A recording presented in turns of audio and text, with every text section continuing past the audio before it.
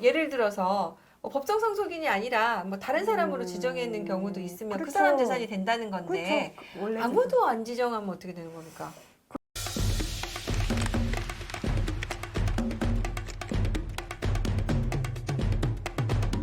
안녕하세요. 양소영 변호사의 상담소 양담소에 오신 걸 환영합니다.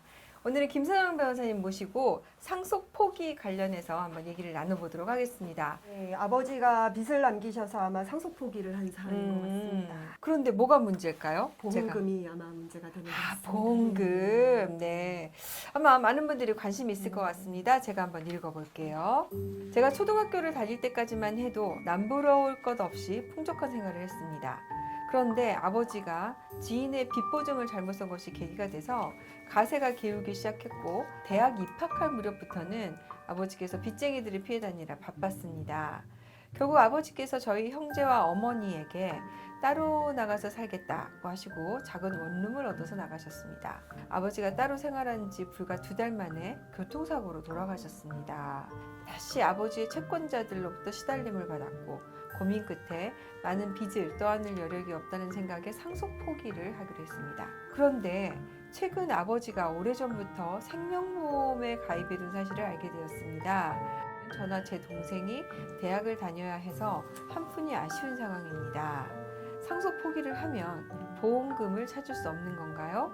아버지 채권자 중 한 분이 어떻게 하셨는지 보험금을 받으면 상속재산을 처분한 것이니 아버지 빚도 갚아야 한다 라고 하는데 정말 그런 것인가요? 안타까운 사연인 것 같아요. 그래도 이제 불행 중 다행으로 아버님이 지금 생명보험에 가입해 둔 게 있네요. 어떻습니까? 일단 상속 포기부터 먼저 살펴보고 갈까요? 일단 상속 포기 용어를 정의를 한번 보시면 상속이 개시된 후에 상속인이 행하는 상속 거부의 의사 표시를 상속 포기라고 할 수 있는데요.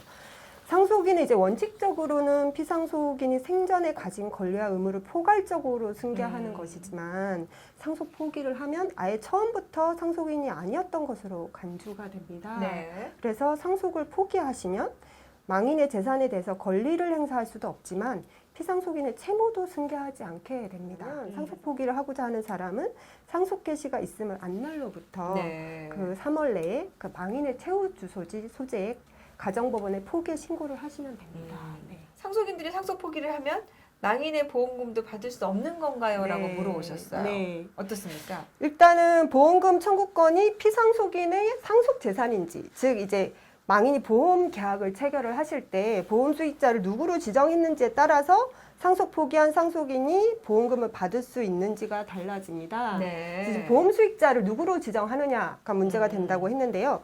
보험 수익자란 이제 보험금 지급 사유가 발생했을 때 회사에 보험금을 청구할 수 있는 자를 말하고요. 그러니까 이러한 경우처럼 이제 생명보험에 가입하는 경우 통상적으로 보험 수익자를 법정 상속인으로 지정하는 경우가 많습니다. 네. 일반적으로는 그렇게 되어 있죠. 그렇습니다.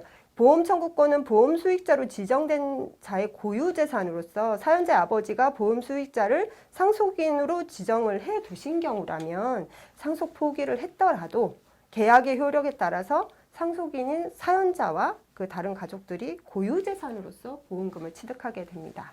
그래서 정리를 해보자면 이제 사망보험금은 사망이라는 사고가 발생을 하면 나오는 보험금인데 그 보험금을 누가 받을지를 이제 계약을 하면서 지정을 하는데 일반적으로는 이제 법정 상속인으로 지정을 하니까 이거는 법정 상속인의 재산이 된다 이런 거죠. 그러니까 상속의 포기는 이 상속 재산과 관련된 거에 대한 모든 걸 포기한다는 건데 이거는 이거하고 별도로 상속인의 고유 재산으로 보니까 상속을 포기한다고 해도 이 고유 재산에 대해서는 효력이 있어서 받을 수 있다. 예를 들어서 법정 상속인이 아니라 뭐 다른 사람으로 지정해 있는 경우도 있으면 그 사람 재산이 된다는 건데 아무도 안 지정하면 어떻게 되는 겁니까?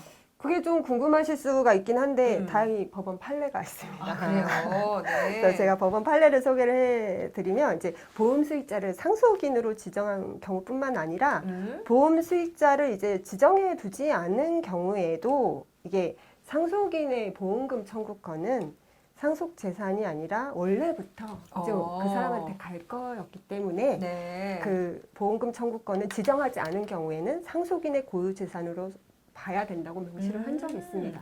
그러면 아무것도 지정이 안 돼 있는 경우에도 상속인들이 상속 포기를 했어도 받을 수 있는 거군요. 그렇죠. 네. 가로 열고 법정 상속인이라고 쓰여져 있는 효과가 있는 거죠. 그렇군요. 네. 이거 굉장히 중요한 쏠쏠한 정보인 것 같습니다. 자, 그럼 마지막으로 제가 좀 궁금한 게요. 지금 채권자들이 찾아와서 이 보험금을 수령하면 상속재산을 처분하게 된다. 그래서 상속 포기가 효력이 없어진다.